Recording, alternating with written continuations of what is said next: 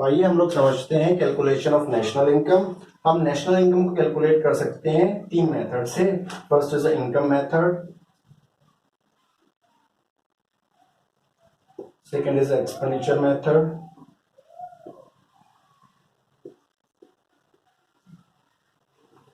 and final is a value added method.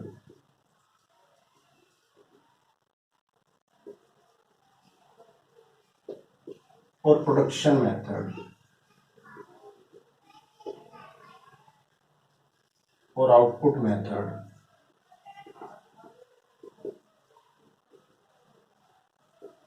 ठीक है, तो इन तीनों मेथड से जब हम नेशनल इनकम कैलकुलेट करेंगे उससे पहले हमें 3 golden rules for calculating national income उसको समझना पड़ेगा। तो आइए हम लोग समझते हैं।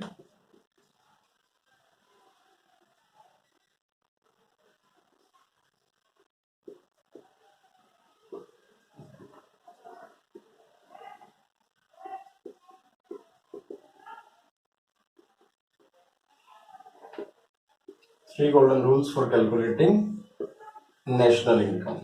The first one is a depreciation. और depreciation का दूसरा नाम है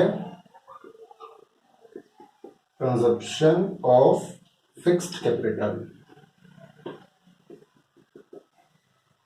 जैसे कि हम लोगों ने लास्ट क्लास में डिस्कस भी किया था depreciation का definition.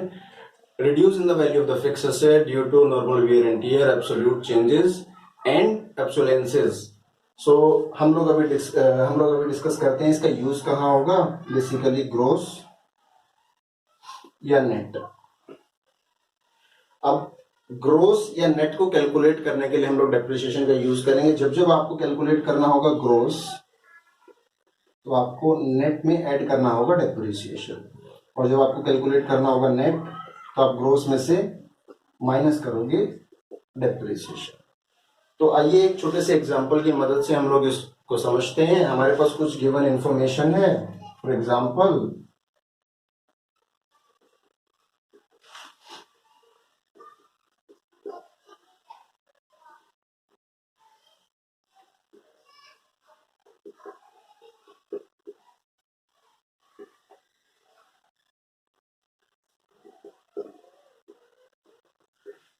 अब देखिए हम फर्स्ट नंबर पे समझ रहे हैं टॉपिक हमारा डेप्रिसिएशन। तो नेशनल इनकम को हम किससे डिनोट करते हैं? नेशनल इनकम को हम बोलते हैं NNP@FC। तो हमारे पास तीन टर्म्स होती है। First one is N net national product at factor cost. तो product is always product, but इन तीन यूनिट्स को हम लोग चेंज कर सकते हैं। तो पहली यूनिट को हम लोग चेंज कर सकते हैं with the help of depreciation. तो फर्स्ट यूनिट हमारे पास गिवन है net domestic product at factor cost.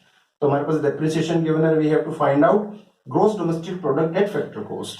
तो आप देखिएगा कि हमें कैलकुलेट करना है GDP@FC और हमें गिवन है NDP@FC।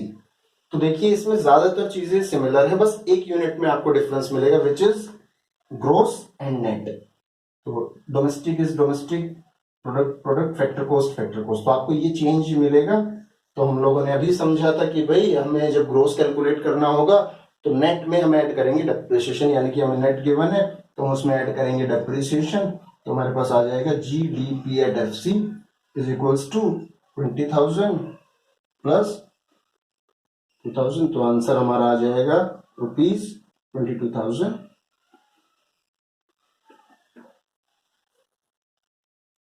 तो उम्मीद है ये क्वेश्चन आप लोगों को समझ आया होगा और डेप्रिसिएशन का यूज आप लोग समझ गए होंगे। तो आइए हम अपने अगले टॉपिक के ऊपर आते हैं। और ये हमारा अगला टॉपिक है इसमें NFIE। NFIE का मीनिंग है net factor income from abroad. अब NFIE का यूज कहां पर होगा, और सबसे पहले how to calculate NFIE। NFIE को हम कैलकुलेट कैसे कर पाएंगे? Factor income from abroad minus factor income to abroad, यानी कि हमारे जो भी रेजिडेंट्स हैं उन्होंने जो भी इनकम जनरेट करके हमारे देश के अंदर लेके आए हैं वो पैसा, माइनस दूसरे देशों के रेजिडेंट हमारे यहाँ से कितना पैसा लेके चले गए हैं, उसका नेट बैलेंस हमारे पास आएगा, net factor income from abroad. तो इसका यूज होगा दो चीजों में, आप बेसिकली डोमेस्टिक एंड नेशनल। अब आप समझेंगे डोमेस्टिक मतलब इंटरस्टेट जो भी ट्रांजैक्शंस होगी वो, और नेशनल मतलब इंटरनेशनली जो भी ट्रांजैक्शंस होगी कंट्रीज के बीच में वो। तो हम देखो नाम से ही समझ आ रहा है, डोमेस्टिक मतलब factor income from abroad, abroad मतलब विदेश, और डोमेस्टिक मतलब देश, यानी कि देश के अंदर जो चीजें इंक्लूड होगी उसमें ये तो नहीं आएगा net factor income from abroad, विदेशों का तो कुछ इंक्लूड नहीं होगा। हाँ, जो नेशनल देश के मुद्दे पे देखी जाएगी उसमें हम इस चीज को इंक्लूड करेंगे। सो हमारे पास फॉर्मूला आ गया। तो नेशनल को जब भी कैलकुलेट हमें करना है तो हमें गिवन होगा डोमेस्टिक, डोमेस्टिक मतलब देश के अंदर कितना हमने इनकम जनरेट किया, हम उसमें ऐड कर देंगे net factor income from abroad. ये पॉजिटिव भी हो सकता है बैलेंस, नेगेटिव भी हो सकता है, ठीक है। फिर हम डोमेस्टिक अगर कैलकुलेट करना चाहेंगे तो हमें गिवन होगा नेशनल, तो हम उसमें से माइनस कर देंगे NFI को। तो आइए एक एग्जांपल की मदद से हम लोग इसको और अच्छे से समझते हैं।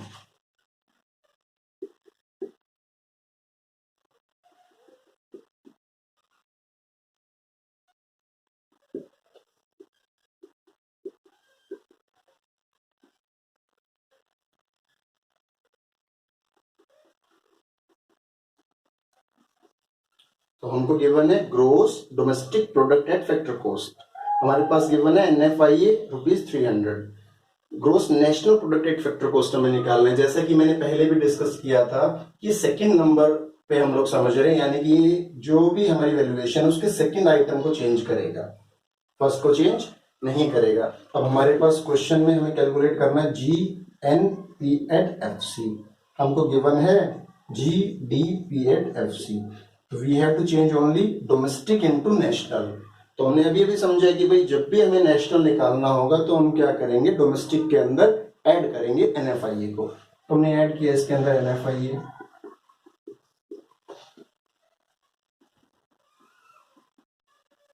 तो कितना आ गया ये हमारे पास,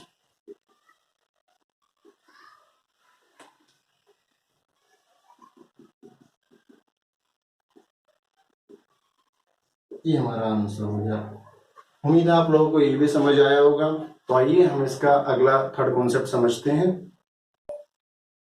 तो हमारा थर्ड टॉपिक है NIT, नेट इनडायरेक्ट टैक्सेस। अब हाउ टू कैलकुलेट NIT, हमारे पास एक फॉर्मूला है, indirect taxes minus subsidies. Indirect taxes का मीनिंग क्या होता है भाई, taxes which are imposed on some other person but paid by some other person. Taxes जो लगाए हैं किसी और पे जाएंगे और पे कोई और करेगा। जैसे हमारे पास एक एंटरटेनमेंट टैक्स होता था, एंटरटेनमेंट टैक्स में क्या है, जिसने फिल्म बनाई उसके ऊपर लगता है वो, बट जो फिल्म देखने जाता है उसको वो एंटरटेनमेंट टैक्स पे करना पड़ता है। फॉर एग्जाम्पल जो मूवीज मोरल वैल्यू के ऊपर बेस्ड है या कोई एक मैसेज दे रही है सोसाइटी को, तो उसको टैक्स फ्री कर दिया जाता है स्टेट्स के द्वारा, तो उसमें वो एंटरटेनमेंट टैक्स सरकार नहीं लेती, तो इनडायरेक्ट टैक्स है। तो उसी की तरह फिर सब्सिडी क्या है, सब्सिडी मतलब सरकार आपकी तरफ से कुछ पेमेंट करेगी। फॉर एग्जांपल जिन जिन घरों में LPG सिलेंडर्स यूज होते हैं उसकी कॉस्ट थोड़ी सी ज्यादा होती है, बट सरकार अपनी तरफ से कुछ पेमेंट करके आपको वो कुछ सब्सिडाइज रेट पे मिलती है। फॉर एग्जांपल इलेक्ट्रिसिटी है, इलेक्ट्रिसिटी में हमने केजरीवाल जी ने निकाला है कि भाई जो 200 यूनिट तक कंज्यूम नहीं करेगा महीने में, उससे कम यूज करेगा, तो उसकी पेमेंट सरकार देगी। ऐसा नहीं है वो फ्री, हमारे लिए फ्री है तो सरकार के लिए भी फ्री है, नहीं, सरकार को तो देना है वो, लेकिन वो हमसे चार्ज नहीं करेंगे ऐसा। तो सब्सिडीज का मतलब है जो सरकार आपकी तरफ से पे करे वो सब्सिडीज। तो नेट इनडायरेक्ट टैक्सेस का मतलब है जो टैक्सेस हम लोगों ने दिए माइनस में सब्सिडी, जो ग्रांट हमें मिली यानी सरकार की तरफ से जो बेनिफिट्स हमें मिले उसका नेट बैलेंस क्या होगा ये। तो इसकी मदद से हम लोग दो चीजें कैलकुलेट कर सकते हैं। पहला मार्केट प्राइस, फिर फैक्टर कॉस्ट। अच्छा, मार्केट प्राइस और फैक्टर कॉस्ट मैं आपको आसान भाषा में समझाता हूं तो आपको आराम से समझ आएगा। मार्केट प्राइस मतलब मार्केट में बेचने के लिए हम जा रहे हैं और हमें अपने प्रोडक्ट का क्या प्राइस रखना है, और फैक्टर कॉस्ट मतलब फैक्ट्री में, फैक्टर कॉस्ट मतलब फैक्ट्री में हमारा बनाने का उसको क्या खर्चा लगेगा। अच्छा देखो, हमने बनाई कोई चीज मान लो 100 रुपए की, अब हम 100 रुपए की बनाई और इसमें हमने प्रॉफिट भी इंक्लूड किया, लेकिन अब हम मार्केट में कितने की बेची है, तो सरकार ने कहा भाई इस पे ना इतना नेट टैक्स इस पे लग रहा है 20 रुपए, तो हम मार्केट में इसको कितने की बेचेंगे, 120 की, क्योंकि हम अपनी जेब से थोड़ी देंगे वो 20 रुपए। तो यानी कि फॉर्मूला हमारे पास आया, मार्केट प्राइस अगर आपको निकालना है, एमपी निकालना है, तो यानी कि फैक्टर कॉस्ट प्लस एनआईटी। अब हमने कहा हमारे पास मार्केट प्राइस है 120 और हमारे पास टैक्स है, इनडायरेक्ट टैक्स है NIT 20। So how to calculate factor cost, हमारे पास एक और फॉर्मूला है, फैक्टर कॉस्ट हमें निकालना है, तो मार्केट प्राइस में से हम माइनस कर देंगे एनआईटी, यानी कि 120 माइनस 20, ये एफसी आ गया। तो उम्मीद है ये टॉपिक आप लोगों को समझ आया होगा। तो आइए इसी की मदद से हम लोग एक और एग्जांपल करते हैं।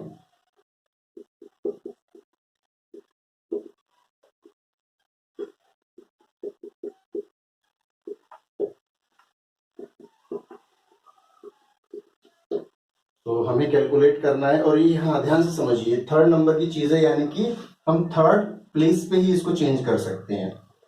ये वाला प्लेस तो कांस्टेंट रहेगा, इसीलिए इसको तो हम मेजर नहीं करेंगे, इसको समझेंगे नहीं, यानी first place, second place and then third place.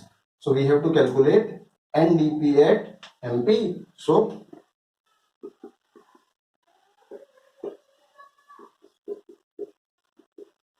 FC factor cost. अब फैक्टर कॉस्ट में हम क्या करते थे, देखो फैक्टर कॉस्ट मतलब फैक्ट्री में बनाने का खर्चा हमने अज्यूम किया था, उसके अंदर हम टैक्स ऐड करेंगे, तो यानी कि मार्केट में हम इतना ये सामान बेच पाएंगे, तो हमने ऐड किया इसमें नेट इनडायरेक्ट टैक्सेस।